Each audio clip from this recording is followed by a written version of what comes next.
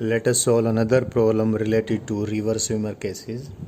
The problem is a uh, river is square root 3 by 2 kilometer wide. Width of the river is this. The rate of water flow in river is, that is downstream velocity of river, has magnitude 4 kilometer per hour. A man who can walk on ground at a speed of 6 kilometers per hour can swim in still water at a speed of, that is velocity of man with respect to water, at a speed of 5 kilometers per hour. This man wants to reach the opposite bank at a point exactly opposite of his point of start in the minimum possible time, including his walking on the shore as well. तो वो अगर तेज़ी से शोर पे यानी किनारे पे चल सकता है और वो चल के भी सामने वाले किनारे पर बिल्कुल अपोजिट पॉइंट पर पहुंचना चाहता है तो कम से कम कितने समय में पहुंचे, एक तो वो निकालना है हमने। और कम से कम टाइम में सामने वाले किनारे पर बिल्कुल अपोजिट पॉइंट पर पहुंचने के लिए उसको किस डायरेक्शन में पानी में तैरना पड़ेगा, वो डायरेक्शन भी हमने निकालनी है। और हमने क्या निकालना है, और ये भी निकालना है जब वो इस प्रकार से तैरता हुआ जाएगा कि कम से कम समय में ये वॉकिंग इंक्लूड करके यहाँ पर पहुँच जाए। यहाँ से तैरना शुरू करता है, यहाँ पर पहुँच जाए, तो जिस भी दिशा में वो नदी में तैरेगा उस दिशा में तैरता हुआ वो नदी कितने टाइम में क्रॉस करेगा, जिसको मैं T1 टाइम बोल दूँ। T1 time is the time of the man in crossing the river. और ये भी निकालना है कि जब वो सामने वाले किनारे पर पहुंचेगा तो नदियाँ उसको अपने साथ कितना बहा कर लेकर जाएगी, ड्रिफ्ट कितना होगी। तो ये सारी चीज़ें हमने निकालनी है।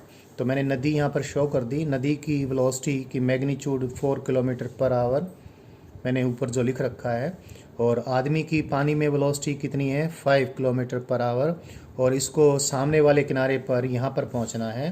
अपने स्ट्रोक्स किधर लगाएगा, वो स्ट्रोक्स की हमने डायरेक्शन निकालनी है पहले तो। And I told you that special case I determined the direction in which he has to keep his body with respect to water. उसको कितने एंगल पे अपने स्ट्रोक्स लगाने पड़ेंगे, उस एंगल का मैं साइन लूँ। और वो एंगल किसके साथ मैंने लिया था कैलकुलेट करवाते वक्त आपको, the direction which is perpendicular the river के साथ थीटा एंगल बनाता हुआ अगर अपने स्ट्रोक्स लगाता है तो थीटा की वह वैल्यू जिससे कि ये सामने वाले किनारे पर पहुंच के कहीं सपोज यहाँ पहुंचता है और वहाँ से दौड़ता हुआ यहाँ पर पहुंचता है तो कम से कम समय में ये यहाँ से यहाँ पहुंच जाए। तो उसके लिए इस थीटा की वैल्यू जो भी कुछ होगी, साइन थीटा की एक्सप्रेशन मैंने बताया था, that is equal to velocity of man in water divide by walking speed of man on ground plus the velocity of water. It is this. So let us find first that the value of this VMW, it is given here, it is 5 km per hour,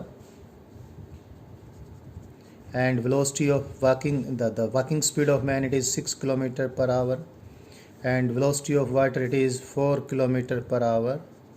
I have written it here, so it is 1 by 2, so theta is equal to 30 degree. So one thing is clear, that is he has to apply his strokes at an angle of 120 degree, because this angle is 90 degrees, this angle is 30 degrees, so this overall angle is 120 degree. The man has to apply his strokes at an angle of 120 degree with downstream direction. Downstream direction के साथ 120 degree पर उसको अपने strokes लगाने पड़ेंगे, तो ये minimum time में यहाँ पर पहुँच जाएगा। इसके बावजूद कि इसकी कुछ ड्रिफ्ट भी होगी, लेकिन वो यहाँ से वॉक करता हुआ, फास्टली वॉक करता हुआ यहाँ पहुँच जाएगा कम से कम समय में। तो सबसे पहले तो ये हमने चीज़ निकालनी थी, ये निकाल ली है। और मैं एक बार सारे वेक्टर्स का डायग्राम बना देता हूँ जो यहाँ पर वेक्टर अलजेब्रा लगेगा। This is the velocity of man with respect to water, and this is 5 kilometers per hour, and this is the velocity of water, that is VW. So this is the velocity of man with respect to ground, that is VM, जिसको हमने कहा था। इसको चाहे triangle ला से कर लें, चाहे पैरेललोग्राम ला से कर लें, whichever you like, velocity of water. सो ये इस ग्राउंड पर बैठे हुए किसी ऑब्जर्वर को ये इधर जाता दिखाई देगा, और जब सामने वाले किनारे पर पहुंचेगा तो यहाँ पहुंचेगा। इसको हम drift of the man in river कहेंगे। तो ये ड्रिफ्ट भी हमने निकालनी है। ये सारा कुछ अभी हो जाता है क्योंकि थीटा बड़ी इंपॉर्टेंट चीज़ थी, ये निकल ही गया है। तो जब हम दो चीज़ें निकालेंगे, एक तो आदमी की वेलोसिटी का x component with respect to ground, एक आदमी की वेलोसिटी का y component with respect to ground. As I told you, velocity of man in y direction is velocity of man with respect to water in y direction, because river has no velocity along this. So it is vmw, see this diagram, vmw into cos theta, and it is vmw is it is given here, it is 5 kilometer per hour, and cos 30 degree, it is square root 3 by 2. It is this. And one other thing we determine first is vmx, it is velocity of water minus ये velocity of water minus इसका जो इधर component होगा वो, and that is vmw sin theta, and this comes out to be, what is vw is 4 kilometers per hour, last में मैं unit लग दूंगा, minus what is vmw, it is 5, and what is sine theta, it is 2, 4 minus 2.5, that is 1.5 kilometer per hour. So it is 3/2 kilometer per hour. So this is the velocity of man in downstream direction as seen by the observer on ground. Now first let us find the time crossing, the crossing time t1, time in crossing river, crossing the river. So it is width of the river divided by vmy. Width of the river I have given it already, its value, this is d, and width of the river it is square root 3 by 2 kilometers, and it is vmy, it is I have determined vmy is 5 into square root 3 divided by 2. So it is 5 into square root 3 divided by 2. All of this time will come out to be in hours. So t1, that is time taken by the man to cross the river, it is 1/5 hour, that is 12 minutes. So the man will cross river, man will swim across the river in 1/5 hour. So in this time what will be the value of x? One thing we determined, the other thing time taken by the man to cross the river we determined.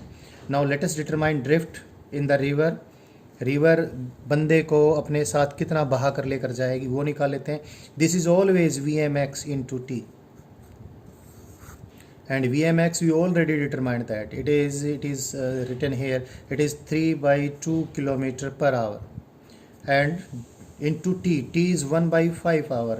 Where is t? Yes, this is t1, crossing time 1/5.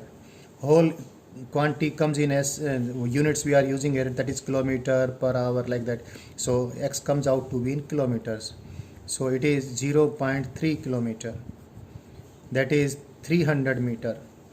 So when the man applies his strokes like that we determined, and the man reaches the opposite bank, the river will drift him by a distance of 300 meter, that is 0.3 kilometer. Now the man has to walk from here and to reach this point, and the time, this one t1 plus this one will be the minimum time.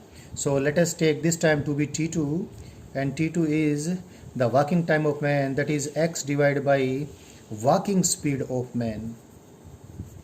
X is 0.3 kilometer, and walking speed of man it is given, it is 6 kilometers per hour, and this is also in kilometers. So it is how much? It is 1/20 hour, that is 3 minutes. तो यहाँ से यहाँ तक आने का time उसको 3 minute का लग गया. तो टोटल टाइम उसको जो लगा सामने वाले किनारे पर पहुँचने के लिए, देखिए पहले t1 कितना टाइम आ चुका था, 12 मिनट, और 3 मिनट ये आ गया. सो 15 minute is the total time taken by this man, that is 1/4 hour. So I solved this problem. This is also one of good problems related to river swimmer cases.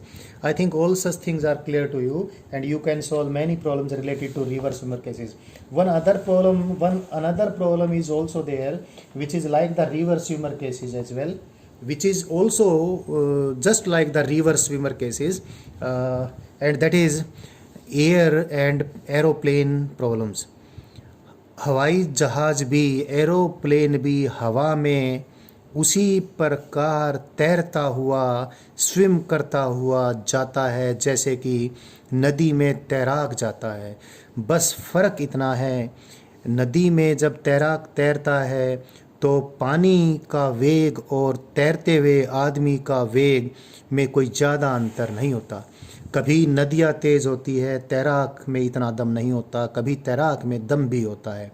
But when we solve the problems related to aeroplane and wind, then obviously aeroplane is very much faster as compared to wind, provided मौसम ठीक है, मौसम ख़राब नहीं है, तूफ़ान नहीं आया हुआ, तो हवा में एरोप्लेन की वेलोसिटी यानी velocity of aeroplane with respect to air is very large as compare to the velocity of air. For example, velocity of aeroplane in air will be about 200 kilometre per hour, इस प्रकार से होगी 300 kilometre per our, 400 kilometre per our. और हवा की velocity अगर अच्छी खासी ठीक ठाक भी चल रही है हवा तो कितनी होगी, 70 kilometre per our. 100 kilometre per our की हवा तो काफ़ी तेज़ मानी जाती है। तो कैलकुलेशंस में एंगल जो आएंगे वो छोटे आएंगे, और जिस प्रकार से रिवर स्विमर केसेस में ऐसे एंगल्स आ जाते थे जिसका साइन थीटा, कोस थीटा वगैरह निकालना आसान रहता था, तो इसमें थोड़ा सा इस प्रकार की कैलकुलेशन से रिलेटेड बात आएगी। बाकी प्रॉब्लम्स बिल्कुल ऐसी हैं। फिर भी एक प्रॉब्लम मैं आपको करवाता हूँ जिसमें कुछ वैल्यूज़ पहले से ही बोलनी पड़ेगी मुझे, और उसके ज़रिए आपको एरोप्लेन एंड विंड प्रॉब्लम्स भी आपको समझ में आ जाएंगी। तो एक प्रॉब्लम के ज़रिए मैं बात बताता हूँ। कंसेप्ट इसमें भी वही है, क्या दिया होगा, velocity of aeroplane with respect to air और विद रिस्पेक्ट टू विंड कह लीजिए, ये हमें मालूम होगा। ये कहा जाएगा कि aeroplane can fly in air with that speed, तो ये velocity of aeroplane with respect to wind है। And that is, you know, the physics is that is concept of relative velocity, that is velocity of aeroplane with respect to ground minus velocity of wind. So from here, velocity of aeroplane with respect to ground, it is velocity of aeroplane with respect to wind plus velocity of wind. तो ये जो river swimmer cases में आप ध्यान रखें, ये क्या आया था, velocity of man with respect to ground आया था। ये क्या था, velocity of man with respect to water था, और ये क्या था, वेलोसिटी ऑफ वाटर था। यहाँ पर ये वाटर नहीं, यहाँ पर विंड है, तो बस उतना ही फ़र्क है, बाकी सेम चीज़ें हैं। एक प्रॉब्लम के ज़रिए हम इसको आपको इस चीज़ को बताते हैं।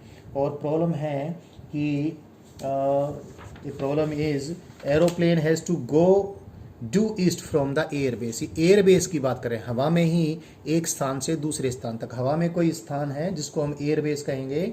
एरोप्लेन ने एयर बेस से, ये कोई एयर बेस है एरोप्लेन का, यहाँ से इसको ईस्ट में जाना है दूसरे एयर बेस पे। Air base to air base problem solve करते हैं, उसके बाद तो लैंडिंग होगी, वो हमने सॉल्व नहीं करना हो। तो an airplane has to go due east from an air base A, this is an air base A, to another air base B, and the distance between the two air bases is 500 kilometer, and the velocity of aeroplane in air, that is velocity of plane with respect to wind, it is given, its magnitude is given, it is given to be 240 kilometer per hour, it is given that. And one other thing given is velocity of wind, it is 70 kilometer per hour, and its direction is also given. It is given to be the wind is blowing in a direction making an angle 16 degree due east of north. So velocity of wind is 70 kilometer per hour, 16 degree due east of north। यानी aeroplane हवा में इतनी speed से move करेगा, और खुद तेज़ी से चलती हवा की स्पीड इतनी है, और हवा के चलने की डायरेक्शन ये है 16 degree due east of north. अब ये क्योंकि कैलकुलेशन थोड़ी 16 डिग्री से रिलेटेड हो जाएगी, तो पहले से हमने ये बताया है साइन 16 की अप्रोक्सीमेट वैल्यू 7/25, और इसमें एक एंगल और भी आएगा 74 डिग्री, तो उसकी हम वैल्यू यहाँ से भी लिख सकते हैं, बाकी पहले से लिख देते हैं। Sine 74 is 24 approximately, these are approximate values, it is 24 divide by 25। तो इन वैल्यूज़ को यूज़ करके क्या कैलकुलेशन करनी है? कैलकुलेशन ये करनी है कि एरोप्लेन हवा में किस डायरेक्शन में मूव करे, हवा में किस डायरेक्शन में मूव करे एज सीन फ्रॉम ग्राउंड, यानी ग्राउंड से देखने पर एरोप्लेन हवा में किस डायरेक्शन में मूव करे, यानी in which direction the aeroplane must steer the plane so that it can reach exactly at the air base B starting from A से बिल्कुल बी तक पहुंचने के लिए, और बी किधर है? ईस्ट डायरेक्शन में है। तो ये let me take this direction to be east, all are horizontal directions, this is north. तो हवा में ही horizontal directions east west north south मैंने इस प्रकार से बना दिए हैं। तो किस डायरेक्शन में एरोप्लेन को जो उसके एरोप्लेन को चलाने वाले लोग हैं, पायलट को किस डायरेक्शन में उसको स्टीयर करना चाहिए कि बी पर वो पहुंच जाए, नंबर एक बात। नंबर दो बात ये निकालना है कि बी तक पहुंचने का टाइम कितना लगेगा। नंबर तीन बात ये निकालना है कि हवा में तो स्पीड एरोप्लेन की दे रखी है with respect to air, with respect to ground aeroplane की स्पीड कितनी नज़र आएगी। तो ये सब क्वेश्चन सोल्व करते हैं। ये बिल्कुल वैसे ही जैसे रिवर्स स्विमर के, बल्कि रिवर्स स्विमर केसेस में तो काफ़ी चीज़ें निकालनी पड़ती हैं हमें। तो अभी सबसे पहले तो मैं डायरेक्शन वैसे मैंने रिप्रेजेंट कर ही दिया है, फिर भी एक बार फिर लिख देता हूँ। This I will take on this paper as represent the representation of this direction, this I will take the representation of north direction and say the point A is here, the velocity of wind is I denote it by I represent it by this VW vector, it is this, and as I have given in the problem the angle of the wind with the north towards east is 16 degree, this angle is 16 degree, it is given, and wind velocity, its magnitude is given here 70 kilometer per hour, and the vector algebra is this, that is velocity of aeroplane with respect to ground is velocity of aeroplane with respect to wind plus velocity of wind, and velocity of aeroplane must be velocity of aeroplane with respect to ground। Ground पर बैठा हुआ आकाश में कोई observer देख सकता है, ये आकाश है, हॉरिजॉन्टल प्लेन किसी मैंने स्काई में बना रखा है ये। तो ग्राउंड पर बैठे हुए ऑब्जर्वर को एरोप्लेन ए से बी की तरफ ईस्ट डायरेक्शन में जाता हुआ दिखाई देना चाहिए। So this is the velocity of aeroplane as seen from ground, this is from A towards B, B इधर कहीं है ईस्ट डायरेक्शन में, तो ये इधर बी है, इधर इसकी रिजल्टेंट वेलोसिटी होनी चाहिए। तो velocity of wind plus plus plus plus velocity of aeroplane with respect to wind, इन दोनों का वेक्टर सम ईस्ट डायरेक्शन में होना चाहिए ही चाहिए। अभी साइन लॉ ऑफ ट्रायंगल मैंने बहुत अच्छे से आपको बता रखा है, उसको यूज़ करके हम बहुत ज़्यादा आसानी से प्रॉब्लम्स को सोल्व कर लेते हैं। ये एंगल 16 डिग्री है, let us assume this angle is theta and this angle is 16, so this is 74 degree, because this is east this is north, तो 90 में से घटाएंगे इतना आ जाएगा। और ये एंगल भी अगर इसकी ज़रूरत पड़ती है हमें तो कितना आ जाएगा, ये 180, यानी 180 लिख दूँ, मैंने डिग्रीज में लिखा है, it is 180 degree minus theta plus 74 degree. तो ये अभी sine law of triangle use कर लें पहले इसमें। Sine of triangle, side that is VW, ये साइड VW को रिप्रेजेंट करती है, VW divide by opposite angle का sine that is sine theta is equal to this side, that this side represents VPW divide by इसके अपोजिट जो angle है 74 sign of 74, और क्योंकि ये भी तो निकालना है velocity of plane with respect to ground, तो VP divide by sine of 180 minus this sine of 180 minus then angle is sine of that angle that is theta plus 74 degree. तो इसको हम यूज़ कर लेते हैं, वैल्यूज़ पुट कर देते हैं। VW कितना है, VW है 70 kilometre per our divide by sine theta, and VPW it is 240 kilometer per hour divided by sin 74. Sin 74 already I have given its value, it is 24 divided by 25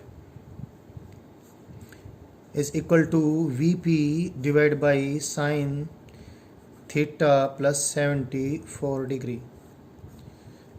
Let us from these two from this equation, that is इस चीज़ को use करके पहले तो sine theta निकाल लेते हैं।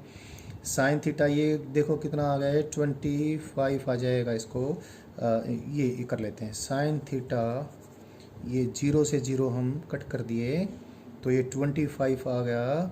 और sine theta की वैल्यू इसको सोल्व करके कितनी आएगी, साइन 7 डिवाइड बाई 25 आ गई। जब साइन थीटा की वैल्यू साइन 7 डिवाइड बाई 25 आएगी तो थीटा की वैल्यू देखें, पहले भी दे रखा हमने, the theta is nearly equal to 16 degree. Theta की वैल्यू 16 डिग्री हो गई। थीटा की वैल्यू 16 डिग्री होने का मायना अभी आपको एक क्लियर हो जाएगी बात। ये अगर थीटा है तो इसके पैरेलल ही मैं लाइन यहाँ से ड्रा करूँ तो ये डायरेक्शन तो इस डायरेक्शन होगी क्योंकि इस डायरेक्शन है, तो ये एंगल थीटा है तो ये भी थीटा हो गया।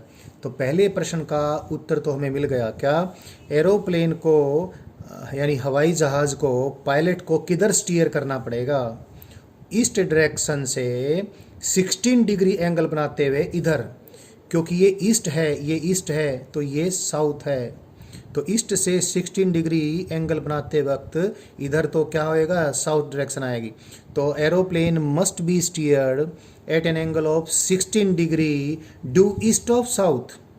तो वन थिंग इज़ क्लियर, तो ये एंगल अगर 16 डिग्री का हो जाता है तो ये एंगल कितना हो जाएगा, 16 प्लस 74 90, तो ये 90 डिग्री का एंगल हो जाएगा। तो अब इसको यूज़ कर लेते हैं, इसको डायरेक्ट हम यूज़ करें तो दिस इज़ वी कितना है 240 kilometre per our divide by sign 74 कितना है 24 divide by 25, that is equal to v divide by sine 91। So v कितना आ गया, v velocity of plane with respect to ground it is 250 kilometre per hour. तो aeroplane की velocity with respect to ground 250 kilometre प्रति घंटा आ गई। और तो इसलिए यहाँ से यहाँ तक का डिस्टेंस, तो यहाँ से यहाँ तक का ये तो वेलोसिटी वेक्टर डायग्राम है, ये डिस्टेंस है कितना 500 किलोमीटर। तो 500 किलोमीटर का डिस्टेंस कितनी देर में तय हो जाएगा, तो this is time taken will be equal to 500 kilometre divide by 250 kilometre per hour, so it is 1/2 hour. This is 2 hour, sorry this is 2 hour. तो एरोप्लेन 2 घंटे में एयरबेस ए से एयरबेस बी पर पहुंच जाएगा। So this problem, by this problem I end the topic of relative motion of a swimmer in a river or relative motion of an aeroplane in air. Another type of problems of relative motion I will discuss now.